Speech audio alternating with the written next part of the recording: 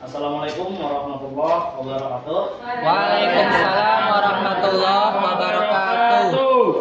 Selamat siang anak-anak. Siap. Baik, sebelum memulai pembelajaran kita pada hari ini, alangkah baiknya kita berdoa terlebih dahulu.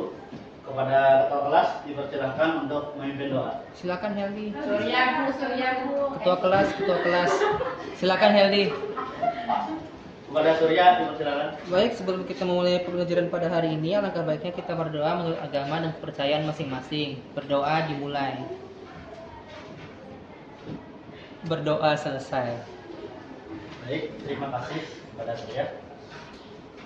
Pada pertemuan kemarin atau pertemuan sebelumnya kita telah mempelajari mengenai puisi.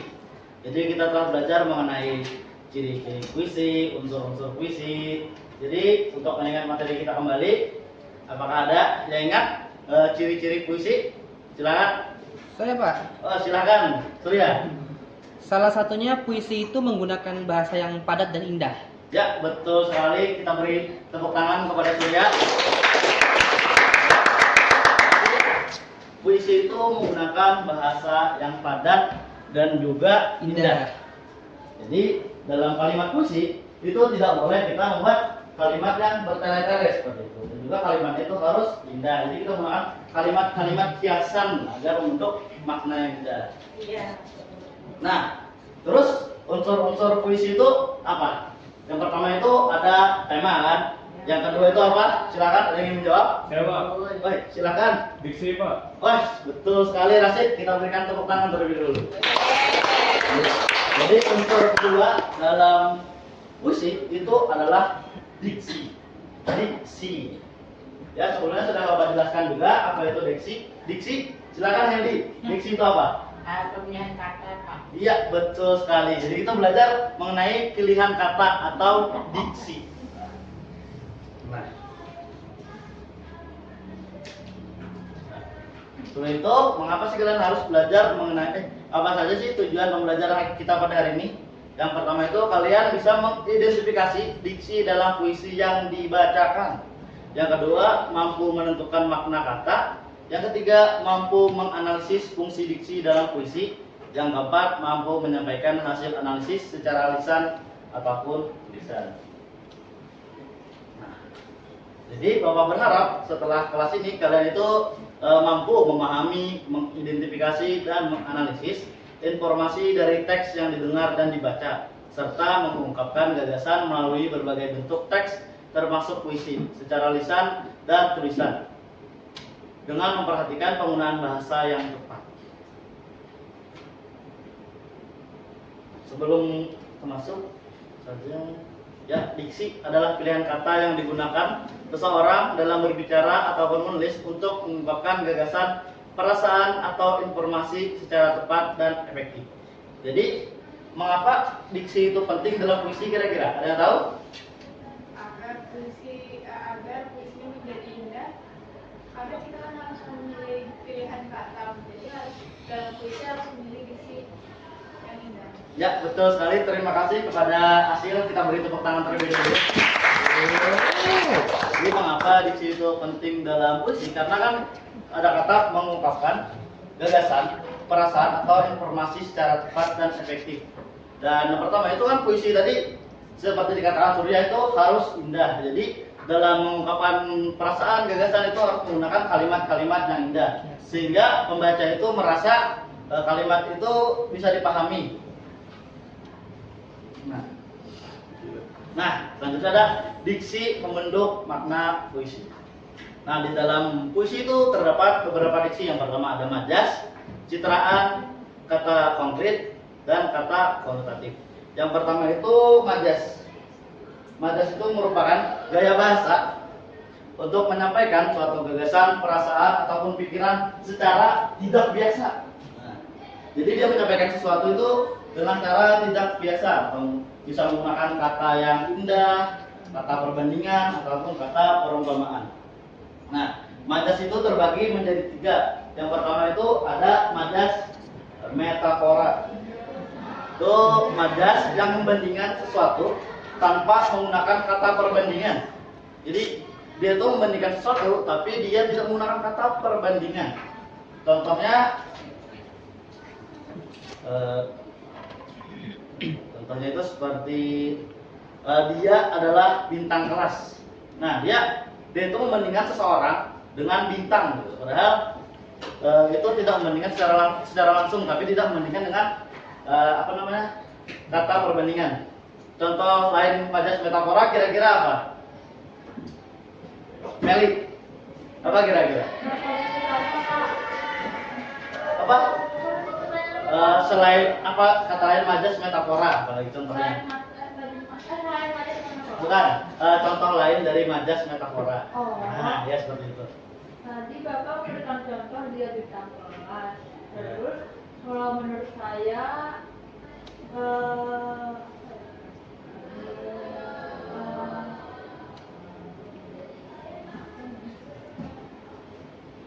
Contohnya lain seperti dia bagaikan samudra yang luas gitu. Jadi dia tuh membandingkan antara sesuatu dengan sesuatu tanpa menggunakan kata perbandingan. Kan kita tahu kata perbandingan itu seperti sebagai atau ibarat gitu. Tapi dalam majas metafora itu tidak menggunakan kata-kata tersebut. Jadi dia membandingkan secara langsung. Contoh lainnya apa, Surya? Dia seorang kutu buku. Nah, betul. Nah, betul sekali. Kita tepuk tangan dulu pada Surya. Jadi sesuatu membandingkan seseorang dengan kutu gitu. Seperti itu. Selanjutnya itu yang pertama itu ada majas metafora.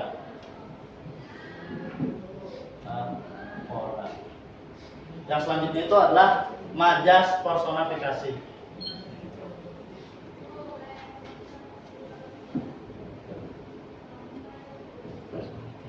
Nah, sebelum itu Bapak minta kepada Yuwana berikan Santai, Pak, santai, Pak. Bapak satu nama hewan.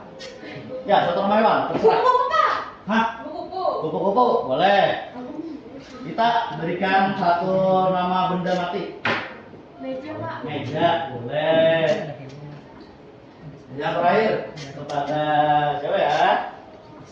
Rabi, berikan Bapak satu kata tentang gejala alam. Tentang apa Pak? Gejala alam.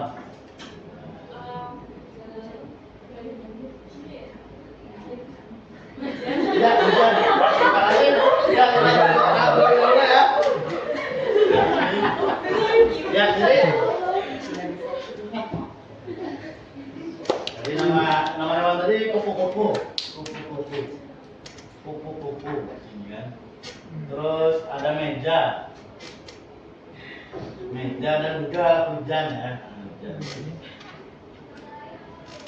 Nah, jadi majas personifikasi itu merupakan majas yang membuat perilaku, sifat atau tindakan manusia itu ada pada benda mati, hewan ataupun gejala alam. Nah, contohnya kepada tiga ini. Tiga ini ada hewan, ada benda mati dan ada hujan. Jadi dalam puisi itu, dalam diksi ini, si kupu-kupu ini seakan-akan seperti manusia. Bagaimana contohnya? Ada yang bisa buat kalimatnya seperti manusia? Ya, silakan Irfan. Kupu-kupu itu menari di awan. Nah, betul. Terima kasih Irfan. Kita beri tepuk tangan terlebih dahulu. Nah, sekarang kupu-kupu menari. Menari itu kan tindakan manusia gitu. Tidak pernah kita melihat kupu-kupu itu menari kecuali dia terbang. Nah, jadi personifikasi ini membuat majas itu seperti berperilaku seperti manusia gitu. Seperti meja, contohnya meja itu apa? Meja itu berlari-lari mengelilingi ruangan gitu. Padahal meja walaupun dia punya kaki kan dia tak bisa berlari gitu. Seperti hujan, apa sifat manusia seperti hujan? Hujan ini sangat sedih sehingga aku tertidur. Seakan-akan dia memiliki sifat manusia. Yang terakhir itu ada majas perumpamaan. Nah, ya. Jadi majas perumpamaan ini sama seperti majas metafora, yaitu majas perbandingan. Namun pada perumpamaan ini dialah yang menggunakan kata perbandingan seperti bagaikan, ibarat gitu. Contohnya kamu itu bagaikan mentari pagi. Nah, itu termasuk pada majas perumpamaan karena menggunakan kata seperti ini. Nah, bila menggunakan kata bagaikan, kira-kira apa? Sawah lele. Kira-kira apa? Kalau majas perbandingan menggunakan kata bagaikan. Mana wajahnya Pak? Ya, bukan. Contohnya contoh kalimatnya seperti itu. Saya cantik bagaikan rembulan. Nah, iya betul. Terima kasih sawah seperti itu ya. Nah, jadi itu menggunakan kata perbandingan langsung, perbandingan gitu seperti itu.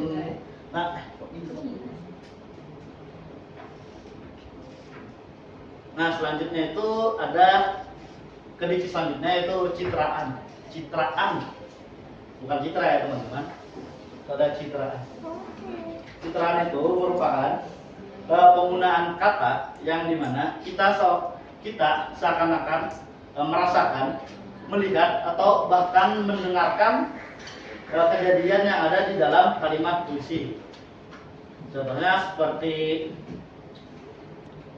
hujan ini deras sekali, sampai seakan-akan menggenangi diriku. Jadi seakan-akan kita merasakan diri kita itu digenangi oleh hujan.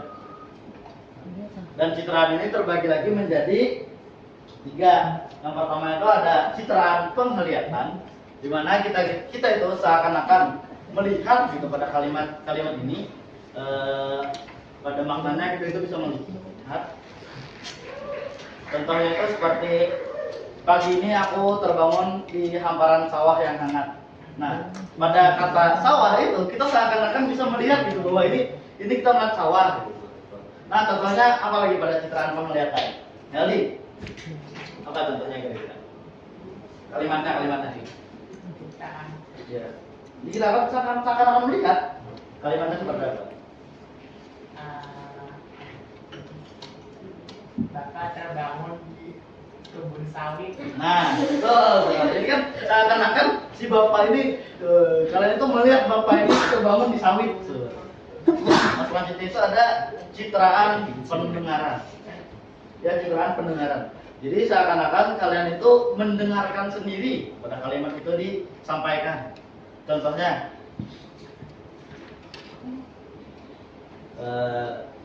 suara hujan ini membengkakkan telingaku. Jadi kita seakan-akan mendengarkan suara hujan tersebut. Selanjutnya ada citraan perabaan. Ya, pada citraan perabaan ini kalian itu seolah-olah menyentuh sendiri apa yang disampaikan pada kalimat tersebut. Contohnya rasa dingin ini menusuk ke dalam jiwa. Jadi seakan-akan dinginnya ini kita rasakan menusuk ke dalam jiwa. Nah, kayak hangatnya mentari pagi memanaskan dadaku. Jadi seakan-akan dada kita itu panas gitu pada saat itu. Selanjutnya itu ada kata konkret. Kata konkret ini merupakan kata yang dapat menggambarkan sesuatu seakan-akan sama seperti citraan, seakan-akan kita melihat, merasa, dan meraba. Tapi dia hanya satu kata. Ya kan, contoh pada puisi pada saat Bapak jelaskan tadi, hamparan sawah. Kalian tahu kan sawah? Jadi kalian bisa membayangkan sawah itu seakan-akan kalian melihat sawah. Karena kalian sudah tahu sawah. Contohnya seperti di sore hari aku mendengar gunung berteriak. Pada kata gunung, kalian sudah tahu itu gunung. Bentukannya gunung ini seperti ini, dia itu tinggi, dia banyak pohon, seperti itu. Nah, selanjutnya pada kata konotatif. Kata konotatif itu merupakan kata bias atau kata kiasan, bukan kata sebenarnya. Contohnya seperti kamu bagaikan rembulan. Ya kan, kamu bagaikan rembulan. Emang dia mirip dengan rembulan? Tidak kan? Jadi rembulan itu memiliki makna lain selain itu. Contohnya seperti apa? Semangatmu bagaikan pedang yang tajam. Ya, tidak mungkin kan orang memiliki semangat yang bentuknya pedang. Dan pedang itu seperti memiliki makna lain seperti itu. Ya, bisa dipahami? Apakah ada yang ingin ditanyakan? Bisa Pak. Ya, selanjutnya kita masuk kepada penugasan. Jadi tugas kita pada kali ini seperti di depan, kita akan mengidentifikasi diksi dari puisi yang dibacakan. Jadi pada Bapak akan menayangkan suatu video, jadi kalian itu identifikasi diksi-diksinya. Baik, Bapak akan memberikan dulu ya. Iya, Pak.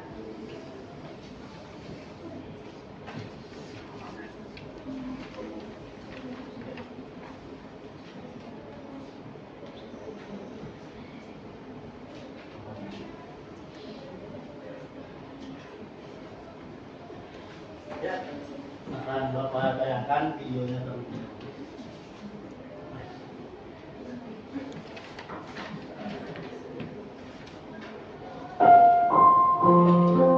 Khairil Anwar dalam karyanya Ya, sudah. Ya, Waktu terbatas. sudah melihat semua kan tadi puisinya. Bapak dari waktu sekitar 15 menit perkembangan untuk kalian memahaminya. Ya. Ya, waktunya sudah habis. Silakan siapa yang ingin maju terlebih dahulu. Irfan. Ya, silakan Irfan maju terlebih dahulu.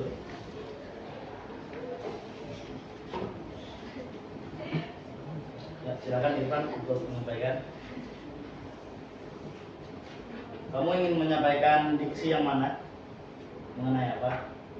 Jadi di dalam video itu tadi ada terdapat majas personifikasi. Oh, bisa dibacakan? Contohnya itu ada di langit merah keemasan tersenyum menyambut malam. Itu maknanya Irfan. Yang berarti langit diberi sifat manusia, yaitu dapat senyum. Nah, betul. Setelah itu ada semilir angin membawa bisikan rindu. Ya. Yang artinya itu angin seolah-olah dapat berbisik seperti manusia. Ya. Terima kasih Irfan. Kita beri tepuk tangan dulu Pak Irfan. Nah, jadi sebenarnya benar sekali apa yang disampaikan oleh Irfan itu kan ada majas personifikasi ya, seakan-akan awan itu tersenyum gitu dan juga seperti angin yang bisa berbisik. Selanjutnya siapa yang maju? Silakan.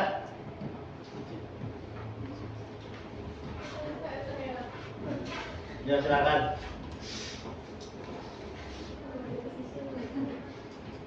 Baik, jadi di dalam video tersebut saya menemukan kata bermakna konotatif.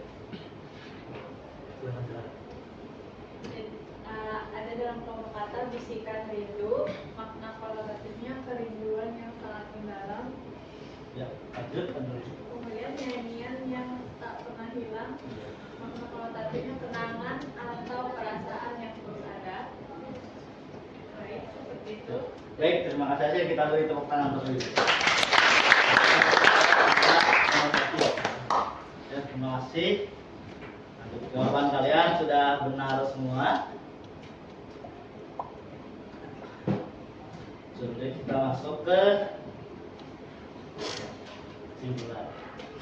Ya, kepada ya kira-kira siapa yang ingin menyimpulkan materi kita pada hari ini? Ya, Rahmat Sari silakan. Iya, jadi kesimpulan pada pembelajaran hari ini bahwa satu puisi itu memiliki diksi-diksi seperti metafora tadi yang bermacam-macam. Iya, betul. Ya, seperti itu. Ya, masih. Pada Rabi, apakah bisa menyimpulkan yang lain? Ya, kita belajar dari tadi, kita sudah mengetahui juga ada beberapa diksi. Ya. Apa saja yang bisa disebutkan?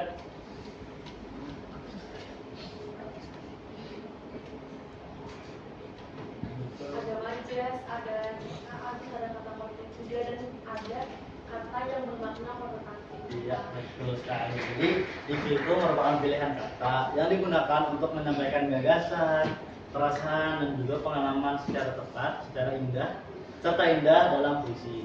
Nah, di dalam puisi itu diksi dapat berupa majas, citraan, kata konkret dan kata bermakna konotatif. Nah, selesai sudah pembelajaran kita pada hari ini.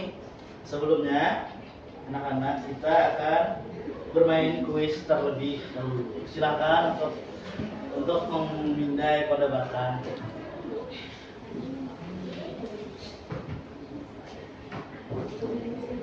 Iya.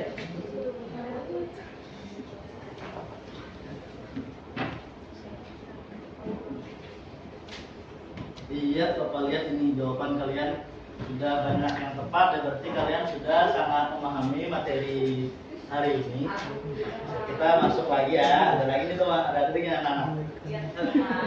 Kita masuk ke refleksi, silakan. Kalian tidak lagi perdebatannya. Iya, Bapak. Tidak, sampaikan apa yang ada, pertanyaan apa saja yang ada di sana. Kalian jawab. Ayo. Sebelum itu mari kita sambil melihat ya bagaimana refleksi-refleksi dari kalian ini. Wah, banyak sekali ya. Terus ada pengembara makna, semangat Bapak Ganteng. Weh, itu ya. Ada yang Jawa. Terima kasih atas penyampaian materinya, Pak. Saya jadi lebih paham mengenai struktur dan ciri definisi. Saudara siapa itu? Ada Sakroni. Yang materinya sudah dipahami Bapak. Bapaknya ganteng juga ya. Makasih ya, Pak. Ya, terima kasih kembali. Ya, ada Yuyun ya.